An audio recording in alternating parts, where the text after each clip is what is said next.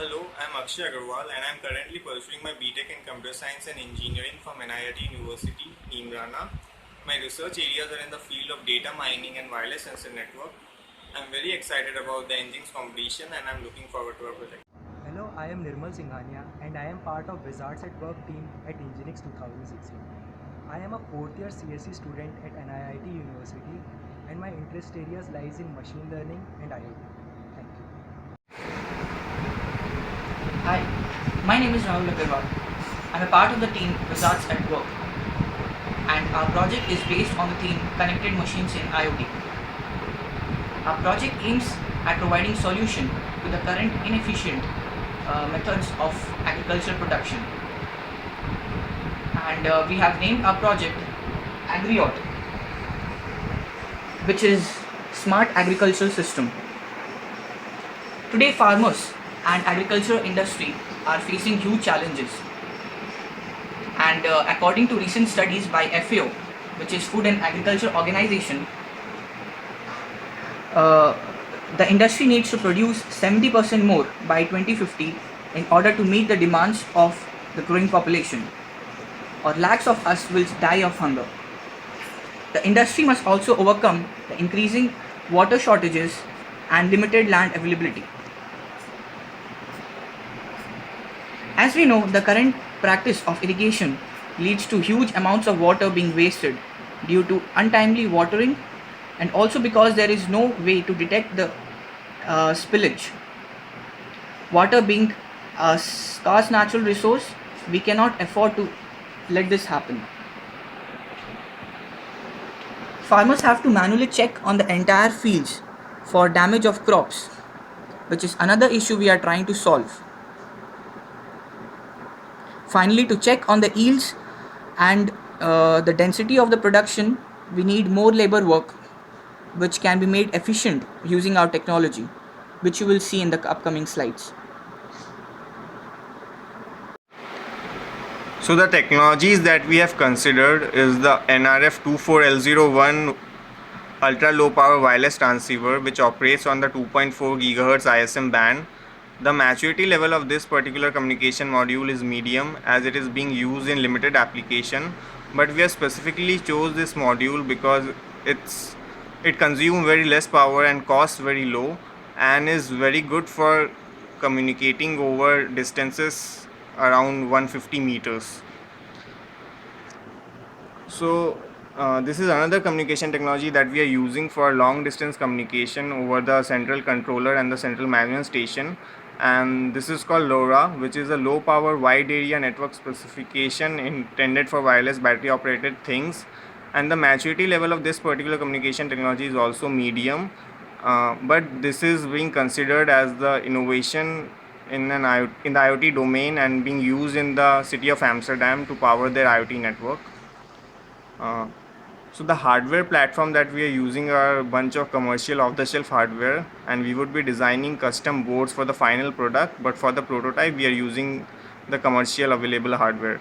So we would be using an Arduino or chip as a microcontroller to power the local controller and the sensor boards, and low-pi as a LoRa transceiver for communication between the central controller and the central management station.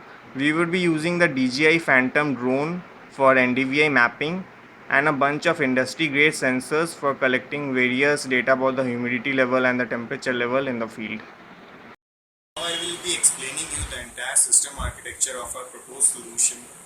So as you can see, there is a sensor probe and these sensor probe will be deployed throughout the agriculture field in regular distances. So there would be an array of sensor probes that are controlled by a local controller, and this sensor probe would comprise of humidity sensor, temperature sensor, light sensor, pH sensor and rainfall sensor, and this would be powered by an NRF transceiver, which is nothing but a radio frequency operated module, and that would be transferring data, that is the respective measurement of the various sensor over the NRF based network to a local controller. And since the sensors are gathering information about the humidity level of a certain section of a field, there would be data aggregation technique that would be specifically built in the network layer in order to minimize the packet transmissions. and the energy consumption would also be kept at its minimum. So now this collected data would be relayed to the local controller over the NRF based network, and the local controller would further provide it acknowledgement about the data it receives, as well as whether it wants a particular module to be shut down or to modify its configuration. Now the local controller would further control an array of actor nodes, and the actor node is nothing but a sprinkler in our case. So the local controller would control an array of actor node which is being placed in a certain section of the field, and based on the analysis that it does over the sensor data that it receives from the various sensor probes, it will control the on off state of the actor node or the sprinkler, as well as it will increase or decrease the force of water through the pipelines. So the local controller would be also using the NRF based network that we would be specifically designing for this system, and the array actor node could be anything apart from a sprinkler, but in our case we are only automating a sprinkler.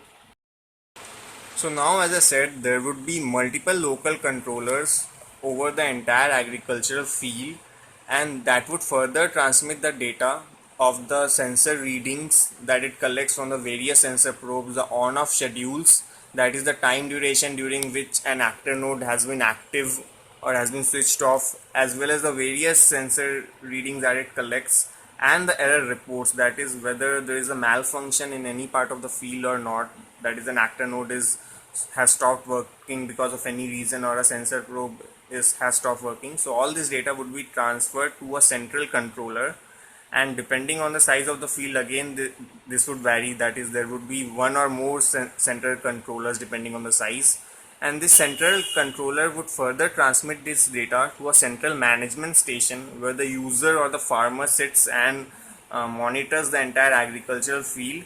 So this sensor controller would be powered by a LoRa transceiver, which is nothing but a LPWAN specification for battery operated things.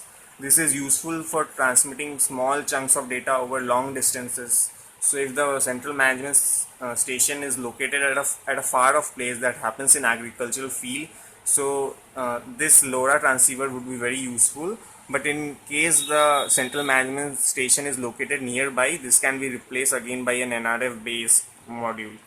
So this would transfer all this data to the central management station, and the central management station, what it would do is do an analysis over this entire data.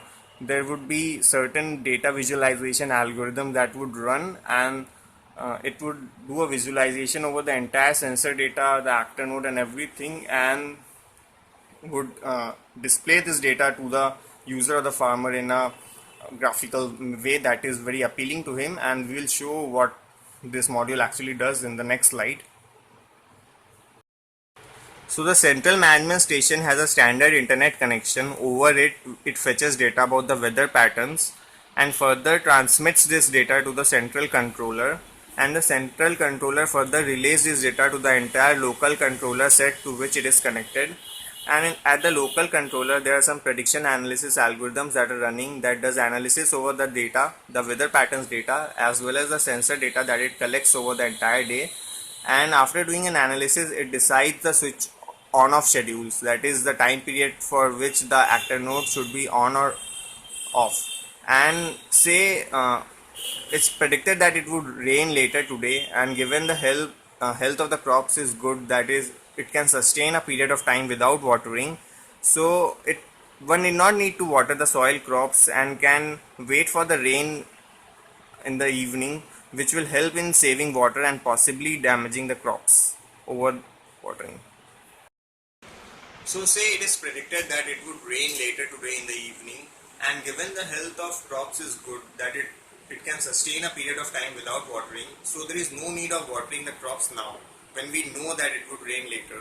So we would not switch off the actor node now, and we would wait for the rain, and this would help in saving water and possibly damaging the crops from overwatering. Also, there would be supervised machine learning algorithm that would be running at each local controller, and what a supervised machine learning algorithm would do is trains the machine based on the data set. and the data set would be nothing but the sensor reading as well as the prediction data and the switch on off schedule that it decides over a period of month or based on the queries that the user give, that is how the user controls the on off schedule. So based on this data, the machine would learn and would decide a time, a period, on off schedule that is suitable for watering this certain crop, a particular crop. This is the data visualization part. The user would be presented with a graphical analysis of the entire sensor data that is being collected, and this is needed because the user won't be able to understand the raw sensor data, and if the user is presented with a graphical analysis, it would be more appealing to him. So each local controller that is placed in the agricultural field would have an unique ID. In this case, say a local controller has an ID LC001, and that particular unique ID would map to a certain section of the field that would be previously determined and pre-created, and that when the user clicks on that particular section of the field, he would be presented with the graphical analysis of the entire sensor data. That is, say here is a 3 example of temperature reading, light reading and the moisture sensor reading. So the user would be presented with a graphical analysis. So now I will be explaining you the effectiveness of our proposed solution. A solution would lead to an increase in crop yield because the farmer are able to gather data about the humidity level, the pH level, as well as other sensor reading like light, temperature and rainfall, and because of this they would able to fertilize the field in a better way and able to grow crops in sparser areas, and because of this it would lead to an increase in crop yield. There would also be an efficient use of water because of weather prediction data as well as the data collected from the humidity sensor. We would be able to determine the correct watering schedules, and that would lead to an increase in water. And because of the traditional irrigation system that we follow today, the water gets wasted a lot, and that is a very major problem that is facing the agricultural system. There would also be a complete utilization of agricultural land because of the drones NDVI imagery. The drones would capture images over the entire field, and then it would be processed to get an NDVI image which would reveal the sparser and denser areas in the agricultural field. And based on this density analysis, we would be able to track parts of the agriculture plot where crops are sparser, and the farmers would be able to go into that particular part of the field using the follow me feature and would either plant more crops or do whatever is necessary in order to solve that particular situation. Also, we would be making a customized network based on the NRF module, and this would help in reducing power consumption and minimizing the packet transfer that happens all over the network, and would also help in increasing the sensor lifetime. And this is very necessary because we would want the sensors to be operating on batteries for some 10 years, and for this the power consumption has to be minimized and the amount of data that is being transferred in form of packets have to be reduced. We are also using efficient machine learning algorithms that are running on the local controller, and more specifically a decision forest regression.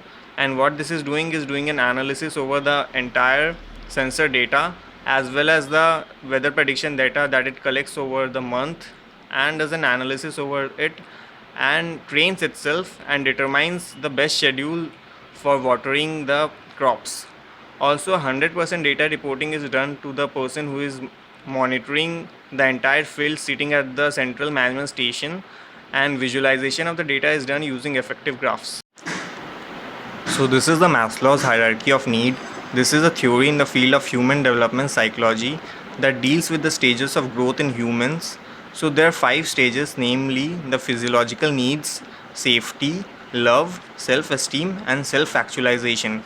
So the physiological needs deals with the physical requirements that are essential for the survival of human beings, and the requirements are namely breathing, food, water, shelter, clothing and sleep. So our proposed solution solves the requirement of food, and as stated by FAO, that is the Food and Agricultural Organization of the United Nations, that the food demands would be increasing by up to 70% till 2050. So it is necessary to meet that demands, and our solution of smart agriculture systems tries to solve that, and also at the same time it ensures that another physiological need, that is water, is conserved.